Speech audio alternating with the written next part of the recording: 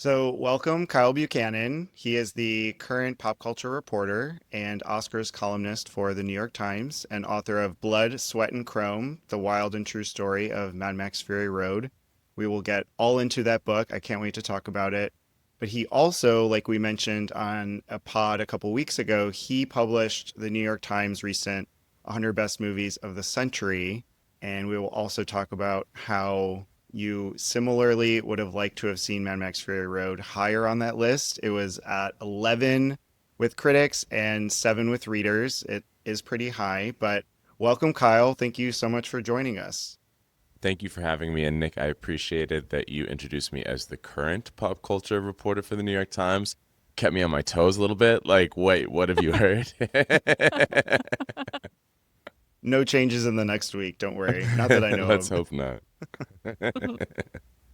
Well, Kyle, we're so happy to have you. And one of the things that I really loved in your book is just how many people we heard from throughout the course of the book. And near the ending, we heard from some film critics about, what their initial reaction was when they first saw this at a press screening or, how they felt immediately after seeing it before that embargo was lifted.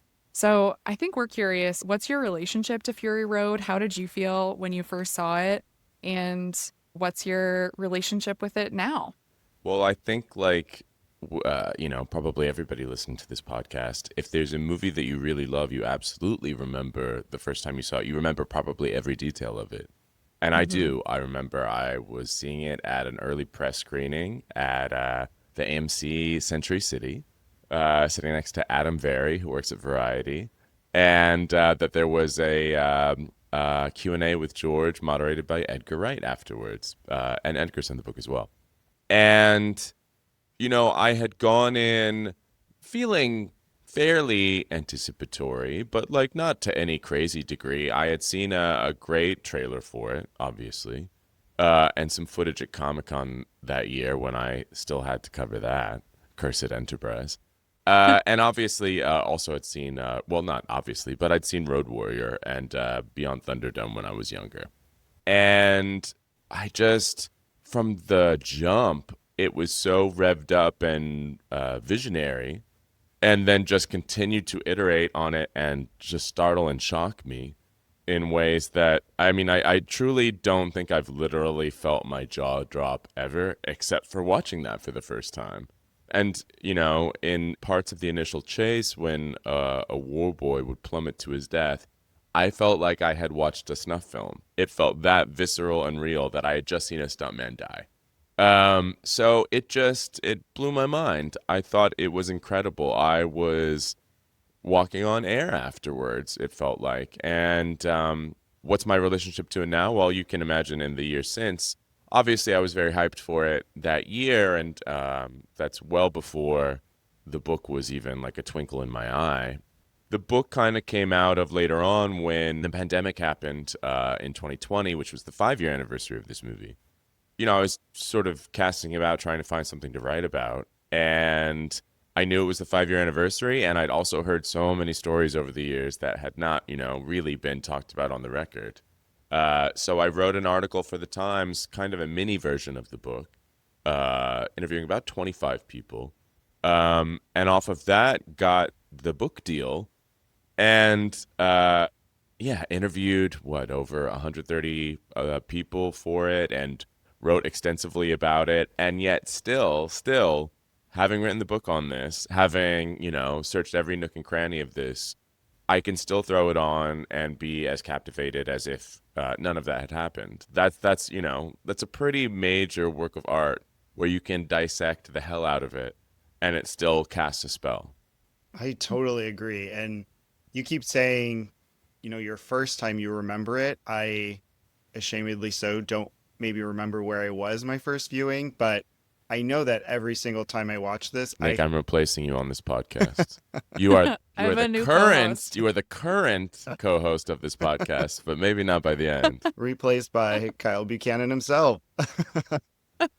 Um, I don't remember where I was, but I know that every time I watch this movie, I have the same visceral reaction of just feeling like my adrenaline is flowing. You leave on such a high. Exactly. And I've seen it countless times. This is a rarity for me. I'm not a huge rewatcher, but this is one that just time and time again, it's a 5-star movie. There are no complaints. And I think I only really enjoyed it more after reading your book because you see, the behind the scenes, you hear about pre-production and the disasters, everything that really set up hurdles in its path to becoming real and actually being released. And I think that's a feat unto Miller and everyone a part of it. But going back to the question, I have a funny, story with seeing this in theaters. So New York obviously hosts a lot of rep screenings at different theaters, and I saw it was playing in 3D. And you talk about the 3D cameras and them wanting to film that at the time, that is a thing of the past, I would say, even though like recent 3D technology is pretty good with Avatar and all of its sequels. We have that teaser trailer out now before Fantastic Four, but I went to see it in 3D and I took a date. It was like maybe a third date. What a date. We get like Mexican food beforehand, and across Honestly, the street we go to Anthology, and I am so stoked. I've never seen it in 3D before. We watch it. I'm having a ball. He ghosts me after this.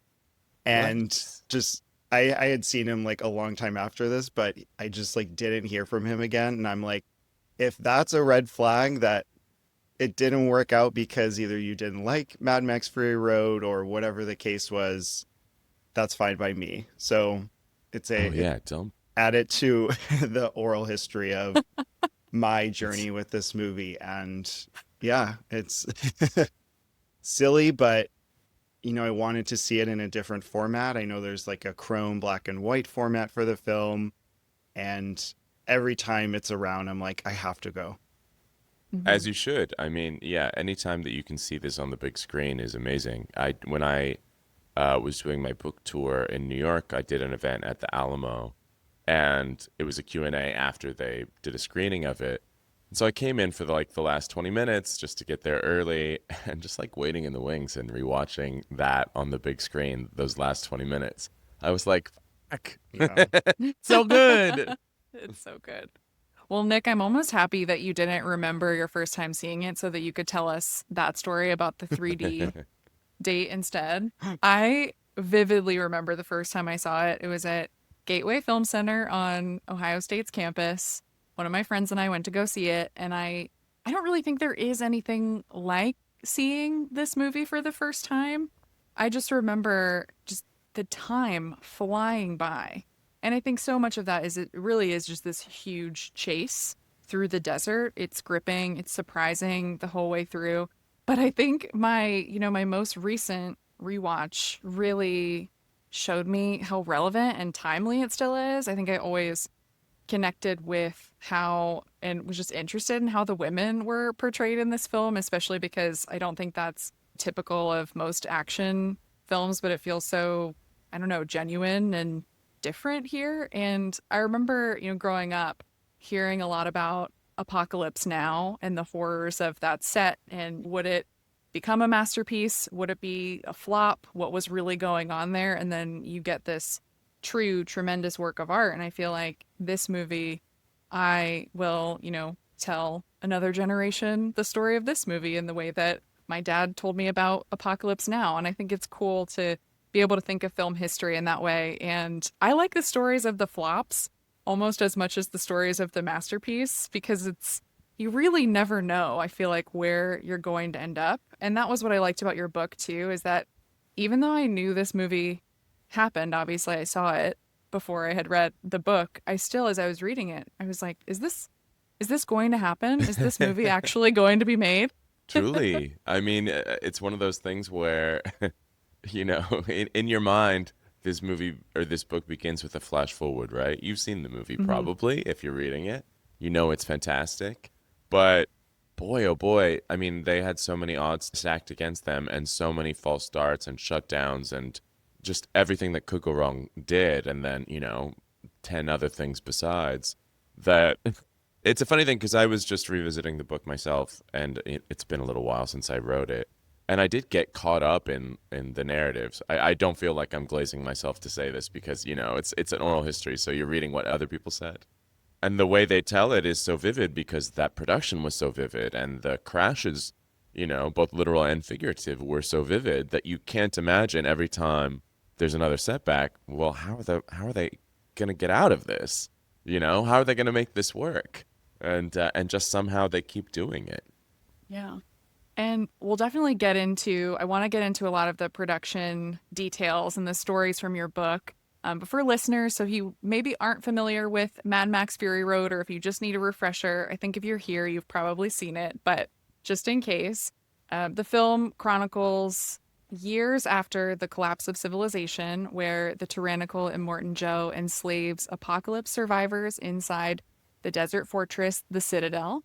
When the warrior Imperator Furiosa leads the despot's 5 wives in a daring escape, she forges an alliance with Max, a loner and former captive.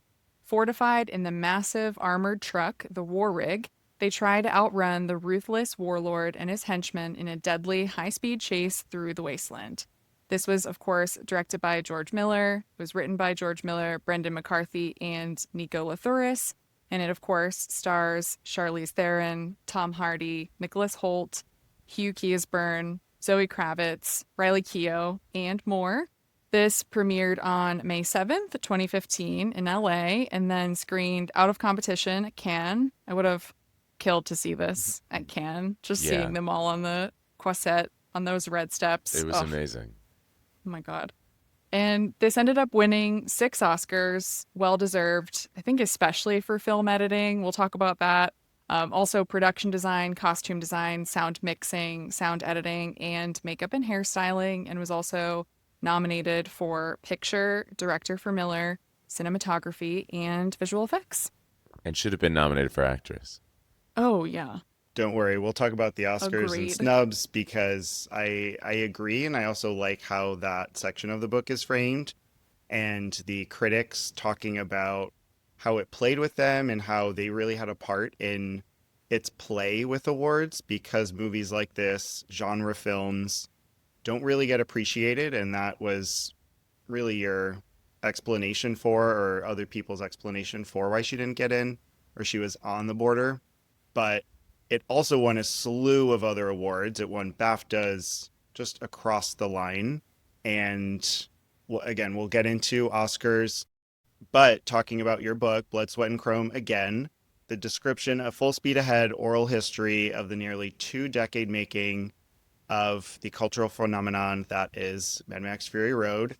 And this is the book for anyone who doesn't know. Go buy it. It's phenomenal. Yeah, we Hey, all have our amazing. copies.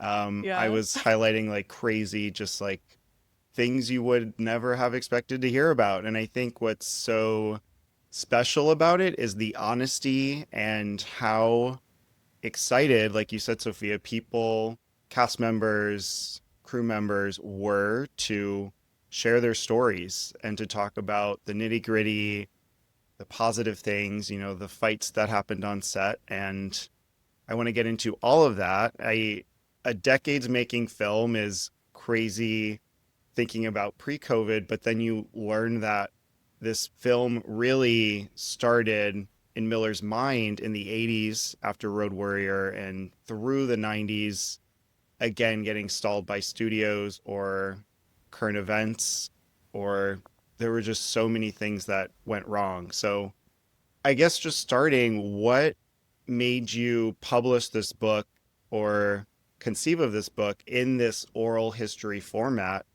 I think to me, it plays like the film. Like you are just running through what everyone is talking about because it's so exciting. But was that from the onset, like what you wanted to do with this book? Well, like I said, I somewhat backed my way into it inadvertently by writing that article in the Times, which came out for the 5-year anniversary. And at that point, pretty much the only people I'd spoken to for that article were George, a few department heads, and primarily cast members. When it came time to write the book, though, I really did feel like an oral history was the best way to do it. I mean, first of all, I feel like the advantage of that format is you really do get to hear from everybody. You know, like a PA is afforded almost the same importance as a assistant camera operator or, you know, a caterer or a special effects technician. You know, it's not just a book that is reduced to quotes from Tom and Charlize. And I feel like that kind of gives you a more accurate depiction of what it's like to be on a film set. I think that especially if you're interested in, you know, the behind the scenes production, the book and the oral history format hopefully give you a sense of just how many goddamn people there were working on this at any one Hmm. time.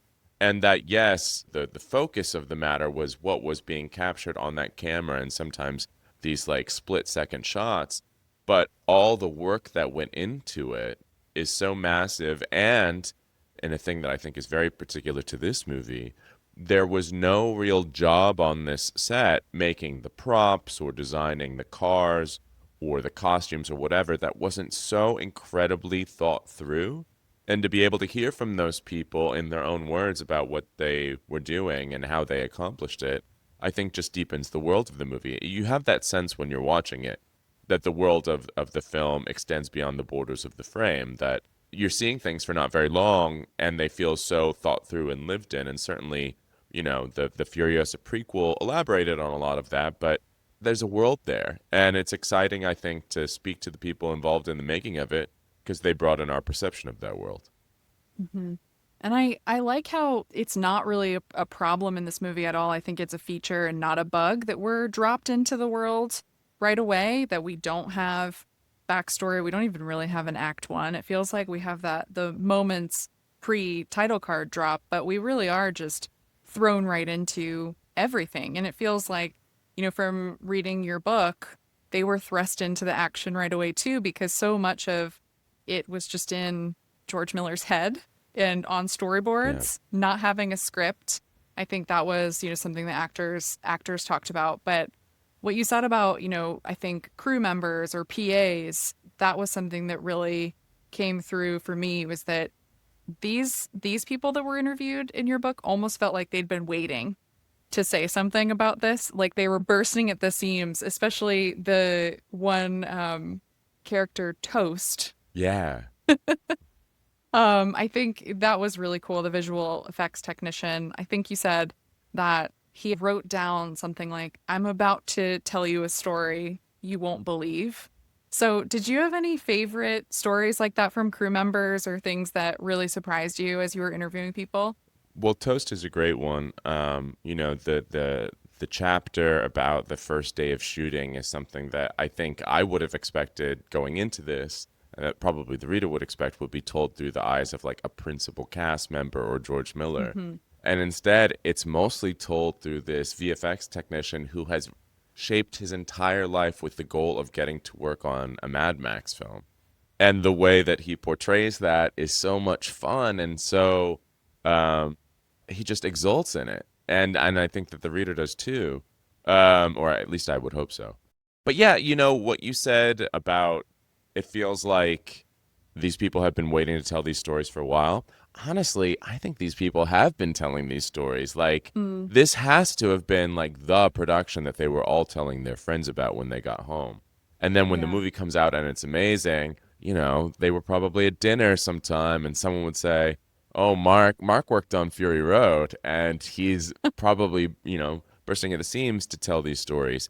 Honestly, even the actors, you know, when you call up somebody like Zoe Kravitz and she's spilling the tea, you know, it's like Yeah. they've been carrying this around for a long time, and once they got past the sort of like onus of keeping their stories straight and selling the movie in 2015, I think it worked out so perfectly in 2020 when I started interviewing people that the right amount of time had passed where these things still felt so fresh, but they could finally talk about it without holding back. And that's different Mhm. from, having a press tour where they're promoting the film and they don't really want to say anything bad. Not that everything is bad in the book either, or that they're coming out on the other side not having had a great experience or one that has changed them. But again, the honesty to all of that, and I think the oral history format giving them the chance to just say their piece, and then how you orient all of the conversations really helps that conversation flow. The way I was reading it, it sounded like you had some people together at times. Was it, I'm assuming through COVID, like through Zoom interviews, or was it mostly individual? Yeah, it's mostly individual. The bulk of the interviews was done in 2020 during the pandemic. So it was a lot of Zooms, which worked for and against, you know? I mean, Hmm. people did not have anything to do. So they were like, hey, I'd love to talk. So that was helpful, though it would have been great to, fly to Australia and look through boxes of old materials having to do with the film. People would still send stuff over. There were a couple cases where I could get people together. I mean, I did a ton of interviews with Charlize for it. And at one point she was with Nicholas Hoult. So we just had like a good three-way conversation about it and they'd riff off of each other.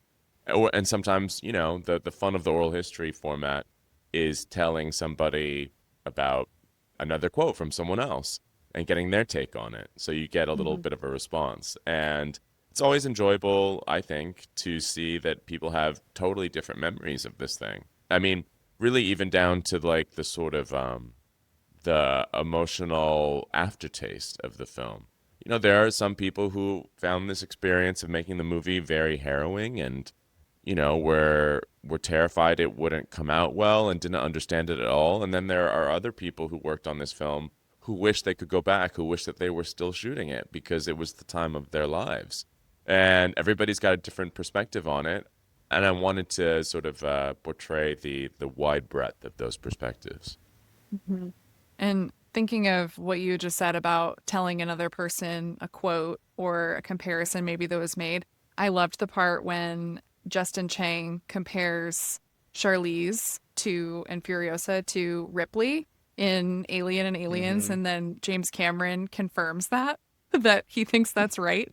To get James Cameron to agree with you, I mean, No, I was excited about that. The James Cameron quote is something I actually got from him at I want to say Comic-Con 2016. I hmm. can't even remember what we were talking about, but I mentioned the movie because James Cameron likes to talk about other movies. He likes to talk Uh-huh. about other hits. He likes to talk about things that have been compared to him or that might have done better at the box office than him. That's just how James is.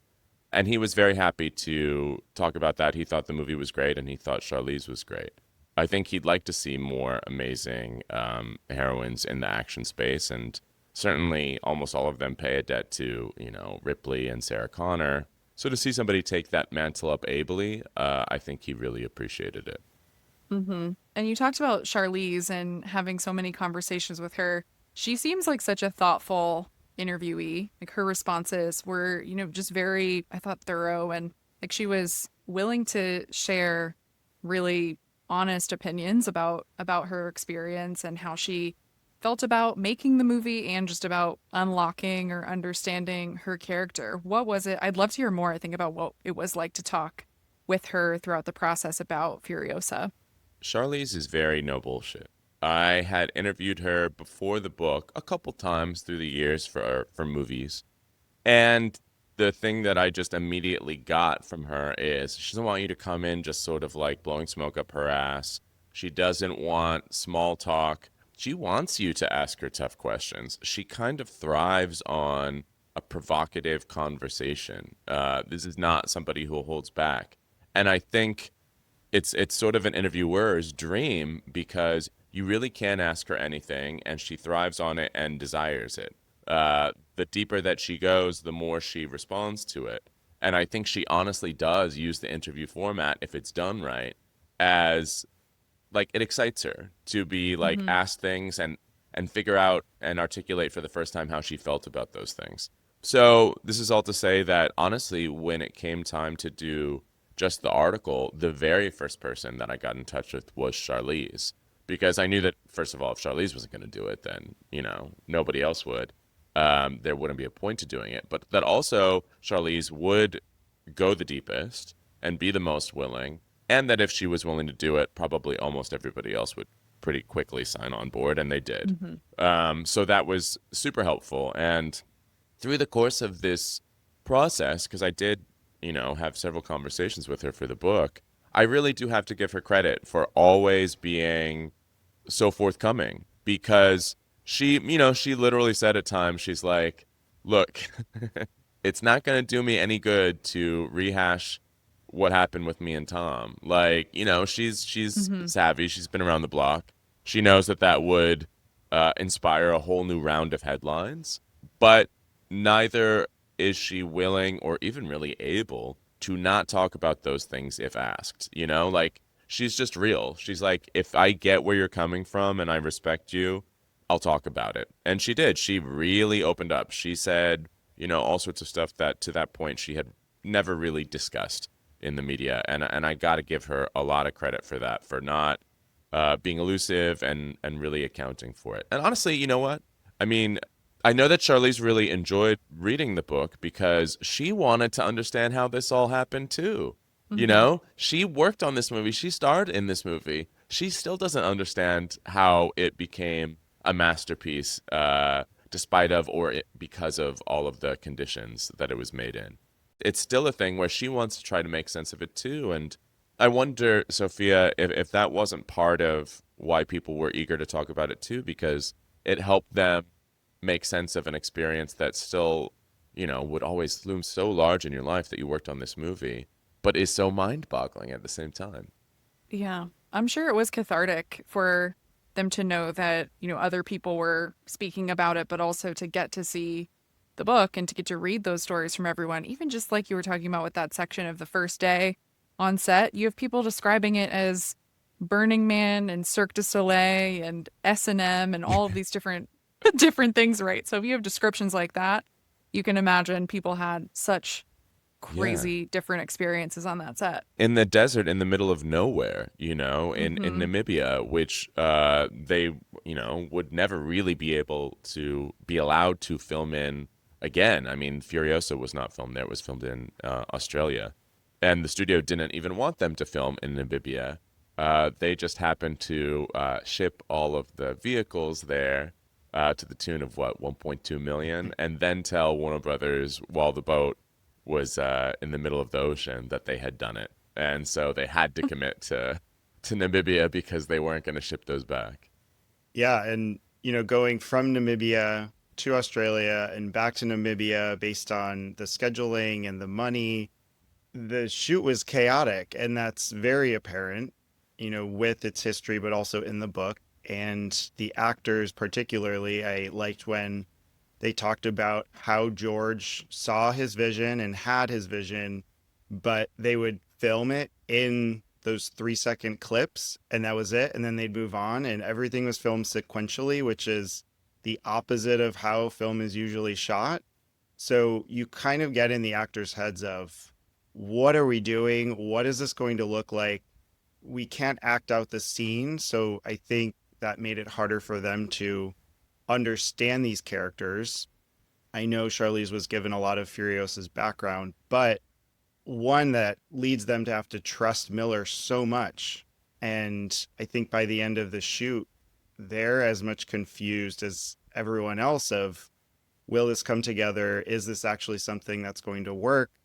And the other part about it is Charlize came onto this film and flew over with her 7-week-old baby.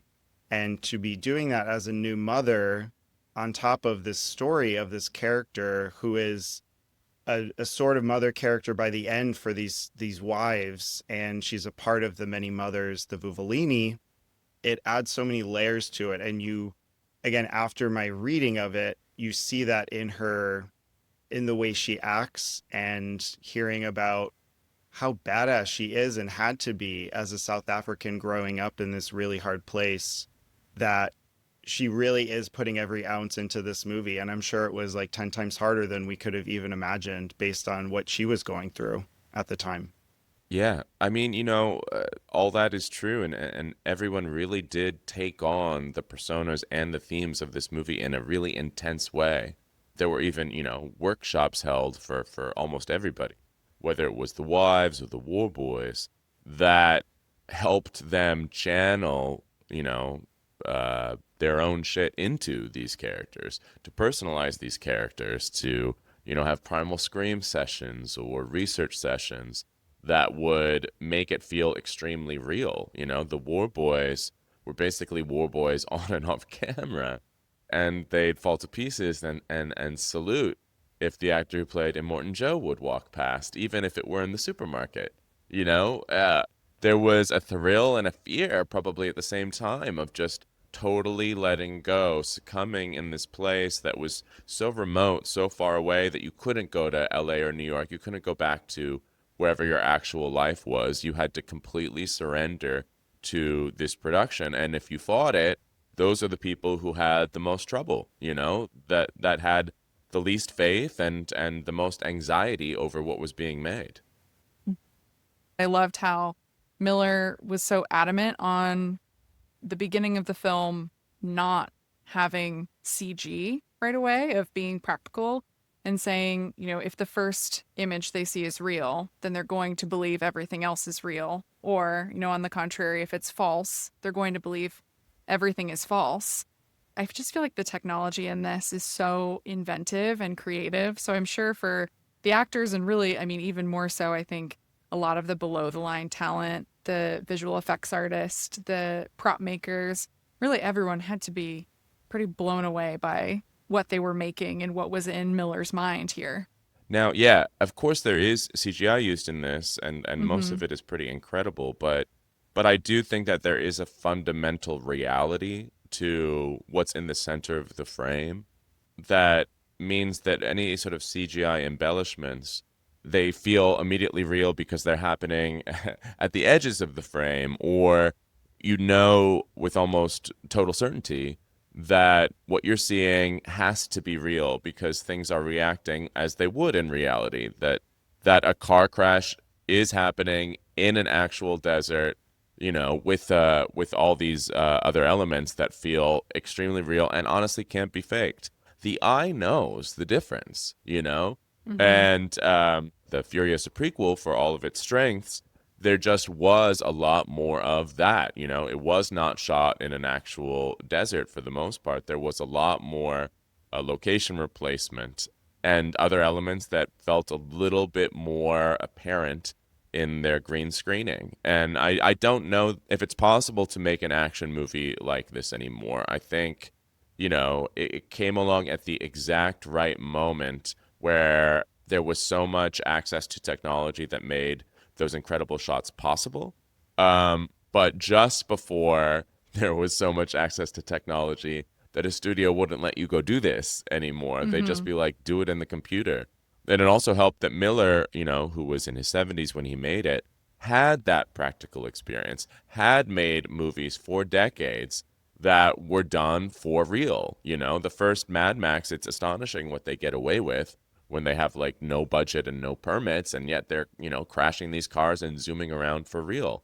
I don't know that a new director would know how to get away with that because they wouldn't have decades of practical on the ground, on set knowledge as to how to pull that off. So it's just a miracle of timing in a way, which is so funny given, the 20 years it took to get this film made.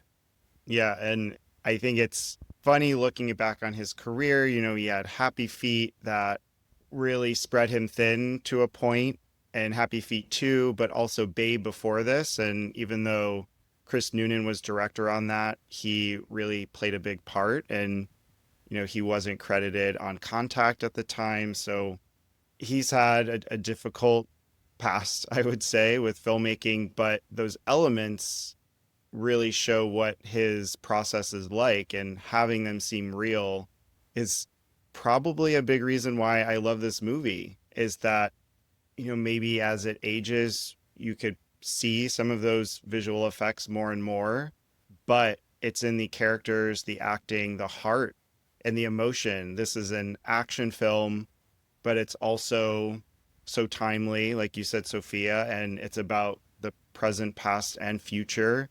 And it really gets into the characters in a way that other big blockbusters don't.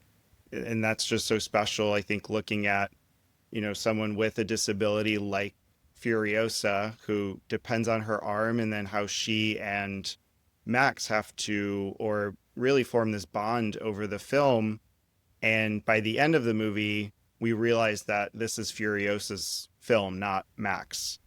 So I think a little bit, what kind of wrapping up with Charlize and the film was hearing about their hardships on set and how Tom Hardy's method acting in a way was sewed up by the end when they are reconciling as characters too. I think the way Charlize talks about it is pretty forthcoming, and that she learned from the experience. But the feuding on set, do you think that's more reason for why we appreciate this film, of really the emotions that they have coming across on screen? Well, I think Charlize is, I mean, they're both terrific actors, but in very different ways, you know. There's obviously a way that you could act this out if you were on the same page, and probably almost everything would still get through. I'm sure that at least Charlize, and I know Tom, looking back, would rather have had a more harmonious production because it was, it was extremely fraught between the two of them. And part of that is because of their very different approach to things. Charlize gets there on time and executes. And I think even more so because, as you said, Nick, she was a new mother. She hadn't actually anticipated that the movie would go at the time it did because it had been delayed for so long.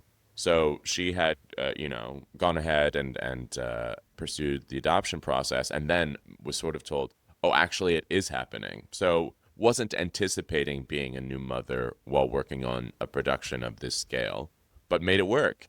And then you have Tom, who would come to set very late or halfway through the day, which is, aggravating to people who are sitting there on location in a car. And Tom, who would do extremely different things on every take because Tom's approach, at least at that time, was you have to fail to succeed. So you have to do the wrong thing a lot of the time. You have to go over the top or do it in a crazy voice or whatever until you land on the thing that works. And when you watch the movie, I feel like it does work. The takes and everything that got stitched together to create this performance, there is something kind of like feral and wild behind the eyes. But, if you're on set and and Charlize is doing it quote unquote correctly and Tom is doing it cartoonishly, it could probably wear on people who have been waiting for him to come out of his trailer all day. And so you can imagine the tension that that approach would deliver. Did it work for the movie? I mean, somehow, some way, all of this worked for the movie. All of the things that went against this movie somehow worked for it as well. Somehow, I think that even lends itself to the feeling of this is an impossible mission and yet we're doing it anyway. That third act turnaround where they say we're going back to the Citadel, and in your head and in some of the characters' heads, they're like, how? There's no way. We barely made it here alive. And now we're going to go back and succeed. And yet somehow they do it. Hmm. That's a metaphor for the movie. They're constantly doing things that don't seem like they ought to work, where it seems like everything's stacked against them, and somehow they make it. Yeah.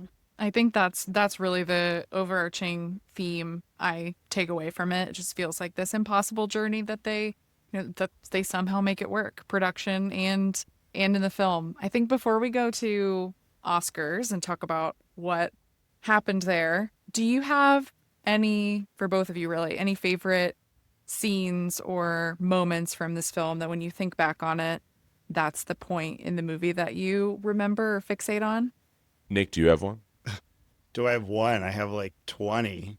I know I've like that's the hard part. You have this shot of Charlize that is detailed in your book, of that not being on a storyboard and how precise those storyboards were for Miller, but this not being one of them. And the moment you really do notice the camera swirling around her and how she feels lost and so broken, and she just bends to her knees and screams so viscerally. That shot is it's unforgettable. It's remarkable. It should be on like a list of the 100 best shots of the century also. Like that is it, but there are so many others of, watching one of the mothers die in the car, and that final smile she has on her face, or you remember not only times having watched the movie, but so many shots from it. So I could probably go on and on. I love the final shot of Furiosa rising in the elevator and then fade to black. It's a perfect ending to a perfect movie. Yeah, I do agree with you, Nick, about that shot of Furiosa falling to her knees in the desert. And it's astonishing to know that Charlize had to pitch that. But it's just one of those Hmm. things, and that's why I hope this oral history format was the best format for it, because like a movie really does involve so many people, and it's so tempting sometimes to just subscribe to a degree of auteur theory that really sort of leaves everybody else out. And certainly George Miller is an auteur and a visionary, but so much of what got brought to this movie is every single other person, and that includes Charlize's own suggestions and emotions and that shot, which was sort of hastily put together and is totally indelible and impossible to imagine the movie without. Impossible. It just wouldn't be the same. Hmm. Yeah, that's the shot I always think of too. It's impossible to think of the movie without that shot. And really, just anytime we have the war rig and Charlize navigating that. I loved how in the book she said she knows it so well. It feels like her first apartment. That Yeah. feeling was just such a great little detail, so vivid. Yeah. I mean, if you spent months and months and months out there in the desert waiting for Tom to come out of his trailer, strumming the dashboard of that war rig, Yeah. you You'd feel definitely right at remember home. it. Well, I think getting into the Oscars a little bit, we talked about I think how well this movie did at the Oscars, especially in those tech categories. I remember watching that ceremony too, and we have plenty of these, I think, as if we have big winners that clean up below the line, just thinking, is this movie going to win every single Oscar it possibly can?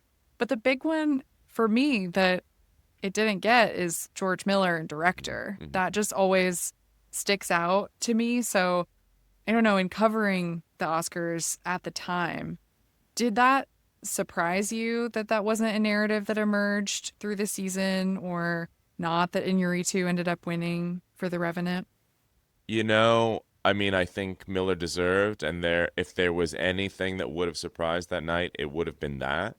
But I think that's where they ran up against the ceiling of genre. To even get into picture and director as for nominations is pretty incredible for a movie like that, Mm-hmm. which is, ostensibly pure action.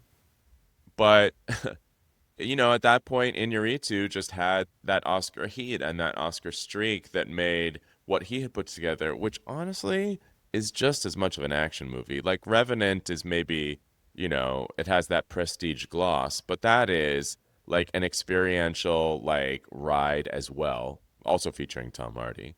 It just felt more palatable to Oscar voters. Ironically, or maybe justifiably, in our list of the 100 greatest movies of the 21st century, we polled over 500 people in the industry, and no Iñárritu films made it, and certainly not The Revenant. In fact, the highest placing film from 2015 on the list was Mad Max Fury Road. If you could go back and re-award the Best Picture Oscar to the highest placing movie of that year, it would be interesting to see because there's really only two movies I think that correspond with their placement on the list and one Best Picture, which are Parasite and Moonlight. But would Fury Road, if people could go back and reward it, would it have done better at the Oscars? I would have liked to think, knowing now sort of the long tail of this film, that it absolutely would have won Best Director, and that maybe we could have gotten a nomination for Charlize. That would have been thrilling to me, and she absolutely deserved it. I mean, again, this is a really iconic screen performance, and one that you immediately know and think of if you just if you just read the word Furiosa, you conjure her. And I think knowing that so much of this movie was shot in these, millisecond long takes, for Charlize to grip onto something that feels steady and consistent throughout and arc it even is astonishing. That is a level of technical skill and emotional know-how that absolutely warranted a nomination. I completely agree. Yeah, I agree. I would have loved the Charlize nomination. I also would have put in score for Tom Holkenborg, Oh, aka Junkie 100%. XL. Come Yes. on. That score is Mm-hmm. great. But I mean that they need to revamp the music branch considerably. Yeah, Um, I you think know, so. like for the Mad Max score not to be nominated, for Challengers not to be nominated, Oh, and then you see what does get nominated. It's such a chummy branch, and anything that's outside the norm is not something that they love to reward. But it is so wild. I mean, the music is such a indelible part of that film. Even just Nick, as you were describing, the last shot of the film as she goes up on the elevator, I was immediately hearing the drums. mm-hmm. Like that's what helps sell it. That's what makes that ending feel so arrestingly iconic is the incredible swell of that score.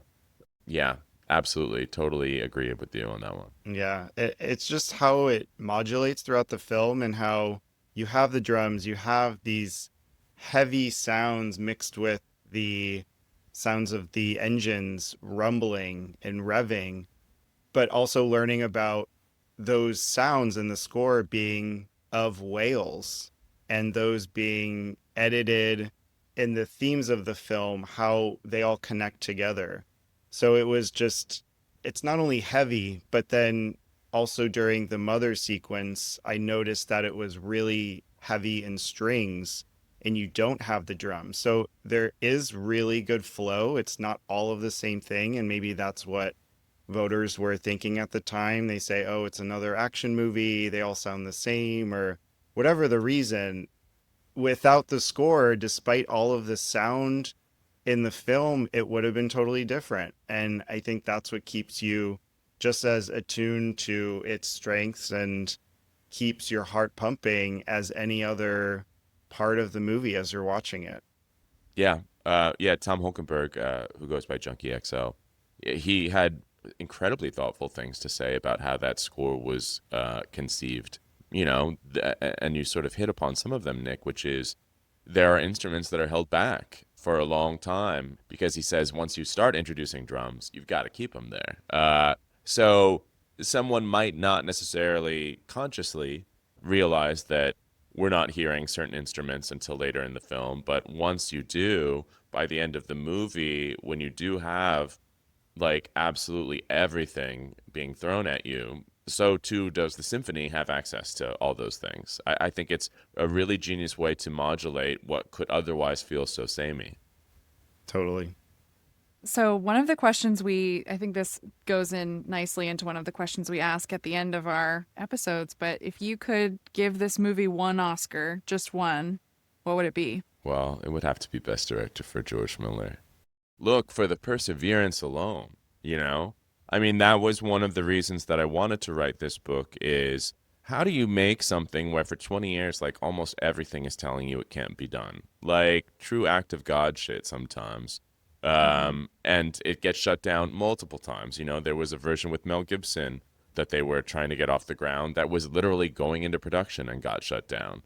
And there's just so many times that any normal person would sort of like slink away with their tail between their legs or be like, look, we can't make it. Just like no one wants to make this, no one believes in this. So for, the 20 years it took to constantly still be believing in something, to me that's astonishing. Like if I wrote one article that didn't get published, I'd hang it up. I'd be like, "What? But I spent all this work on it, and it's not going." I'd be so pissed. And to have the fortitude, stamina, drive, blinders, whatever it takes Hmm. to still be focused on, I can do it. when everyone is telling you no. To me, that's the story of this book for sure. So to have persevered through all of that and to make a masterpiece, he absolutely did deserve that Oscar. I agree. Yeah. It's George Miller's Oscar. Honestly, we try to hold back with picture, awarding picture on the podcast, and I would honestly give it to picture, but I think Miller encapsulates everything that happened on this shoot and why we have such a vision of a film that I believe is his magnum opus and will stand longer than anyone currently alive. Like, it's just so special, and it's hard to imagine another movie like it. But I think his snippets in the book are really what make it shine, is hearing from him and learning about him as a filmmaker because of everything he's done, and really what kept him going, or how humble and caring he was to everyone on set, and how he really did listen to them and appreciate them, and they got it done because of him, and what a team he created. So I agree with that answer. Yeah, I mean, Yeah. and it is crazy to say like there is no other film like it for a movie that is the fourth in a five film series, but there isn't. Even Yeah. the other Yeah. movies aren't quite like it. And for as influential as it obviously is, and as much as you see it cited and referenced and copied in pop culture, there still won't ever be anything like it. It's just one of a kind. Hmm. I agree. And we're three for three. I would go with Miller too. Just imagining, I thought about Charlize for a second. I think after we talked about her for a while, I did consider her for Best Actress, but have to go Best Director. Just thinking of this just coming to you in like a fever dream and then fixating on it for years, and then your entire or most of your directorial process, when you're on set, no one really understanding what you're doing or where you're going, but just saying, trust the process. Like, it's going to turn out the way it should. And it does. That, I think, is just such a crazy, tremendous feat of filmmaking. Yeah, and I think that's honestly probably the biggest heartbreak for Charlize that she didn't get to come back for the prequel, is that she wanted to be able to do that again and trust the process this time. Because she Mm. knows now, and I Yeah. think everyone knows. Doesn't mean it would have been any easier. It wasn't. Right. That wasn't an easy one either. But at the same time, yeah, to have faith in something, it's easier once you know, or it's at least a different ask once you know truly what Miller's capable of. And I think wrapping up, one final question that you talk about in your introduction, you say a film like Fury Road isn't just one of a kind in this era of increasingly bland superhero movies. It's the sort of film that could probably never be made again. And you kind of hinted on this, but I'm curious, do you actually think we'll see other movies like this in the future, or do you think we have since 2015? No, I don't think we will. I mean, truly these days there are only a handful of directors who could even get some semblance of a large scale vision across. There's Chris Nolan, there's Ryan Coogler, there's Greta Gerwig. You know, to some degree, that's it. And I'm leaving out even people like Spielberg and Scorsese because it's not so easy for them anymore. But yeah, to be able to make something that feels so wild, that feels so untrammeled by executive notes, this is obviously sort of ostensibly IP. It's exactly the sort of thing that you could see a studio, making because they're like, hey, that was a once valuable property. Let's exhume it and like make it with new hot stars. So yeah, on paper, it seems like a movie that kind of could be made, right? But the specific circumstances and things that this movie is about, they're just sort of like, it's astonishing to ponder a movie like this existing now or getting made now where the edges aren't sanded down. I mean, it's so bracing when you can see something that is actually about something that is made at a scale that movies that are about something are not often afforded anymore. So it's exciting and it's rare. We just end every episode with a fun question based on our title. What's one thing that you are wild for right now? It can be film related, not film related, or Oscars related, anything. the very first thing that came to mind isn't any of those things. It's I'm playing the new Donkey Kong for Switch 2. And it's like a very well constructed game, but also a very therapeutic game because it involves so much smashing of stuff. So sometimes when I feel like I'm too in my head, in my writer brain, I will just fire that game up and smash some stuff and then return to the writing, and all is much better. It sounds very, very therapeutic. Very much so. Just Fun like in game. Mad Max Fury Road, all of those cars pretty much demolished and Yeah. Max's V8 gone, but we have this incredible legacy of this movie. So thank you, Kyle, so much for joining us and talking about your book. Again, we recommend it to anyone interested in film, in reading about behind the scenes and production. And I think one of the most exciting productions of all time, or it's just the quality of your book that makes it seem so. But everyone go read Blood, Sweat, and Chrome, and obviously see Mad Max Fury Road if you have or haven't before. We all love it very dearly. And Kyle, tell everyone where they can find you and your work. You can find my writing in the New York Times. If you Google me, you'll probably find my author page. You can reluctantly find me on social media, on, I won't call it X, on Twitter, and on Blue Sky. Neither platform ideal, but sometimes I will post there. So that those places. Well, thank you again so much for joining us. And thank you all for listening. If you like our show, please feel free to rate, review, and follow. You can find us on Twitter, Blue Sky, Instagram at Oscar Wilde Pod. And for bonus content, you can find us at patreon.com/Oscar Wilde. Thanks, everyone. We'll see you next time.